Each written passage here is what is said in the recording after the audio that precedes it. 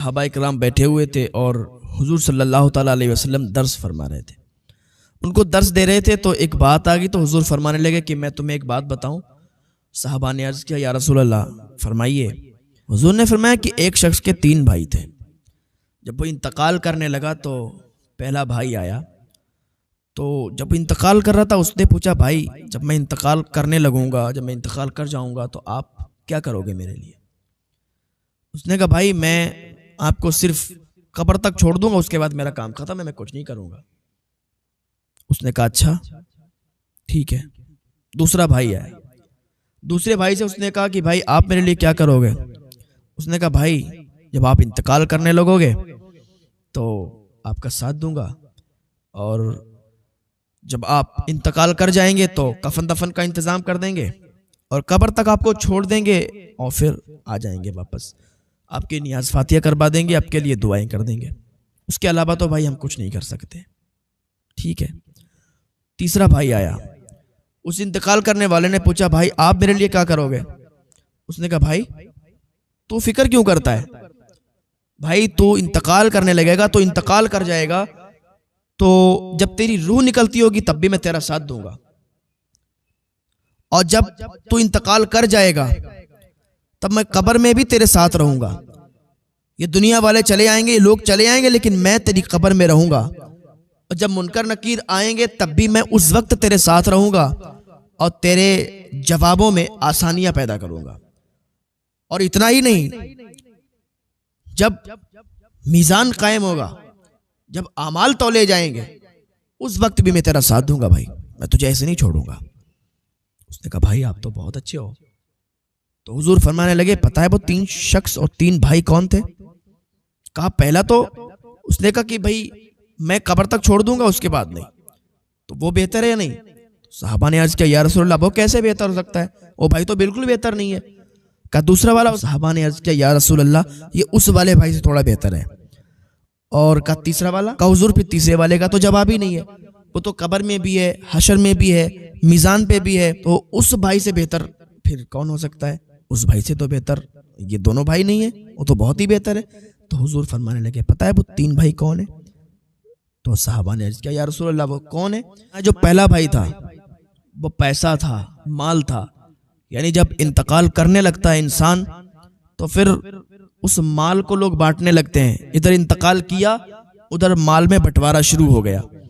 انسان قبر تک بھی نہیں پہنچ پاتا ہے اور ادھر پہلے ہی بٹوارا شروع ہو جاتا ہے.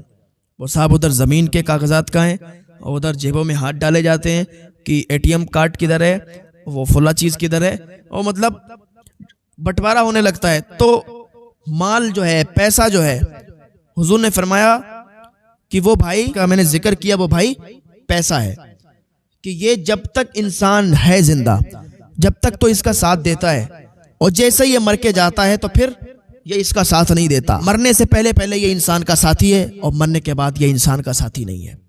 حضور نے فرمایا وہ دوسرا والا بھائی، وہ رشتہ دار ہیں، بہن، بھائی، باپ، بیٹا، وہ سب یہ لوگ ہیں. کیا کرتے ہیں کہ جب انسان مر جاتا ہے، انتقال کر جاتا ہے، ادھر کفن دفن کرتے ہیں، قبر تک چھوڑ کے آتے ہیں، اس کے بعد آتے ہیں اور پھر فاتحہ وغیرہ اور ان کے لیے دعائیں کرتے ہیں. اس کے علاوہ پھر وہ بھی بھول جاتے ہیں کہ مرنے والا بھی ہمارا باپ تھا، مرنے والا بھی ہمارا بیٹا تھا. یہ سب بھول جاتے ہیں اور ادھر یہ اپنے اپنے کاموں میں بزی ہو جاتے ہیں. مرنے والوں کو کوئی یاد نہیں رکھتا کہ کوئی تھا میرا جو چلا گیا، تو یہ بھی ساتھ چھوڑ دیں گے. اور کہا تیسرے والا پتہ کون تھا؟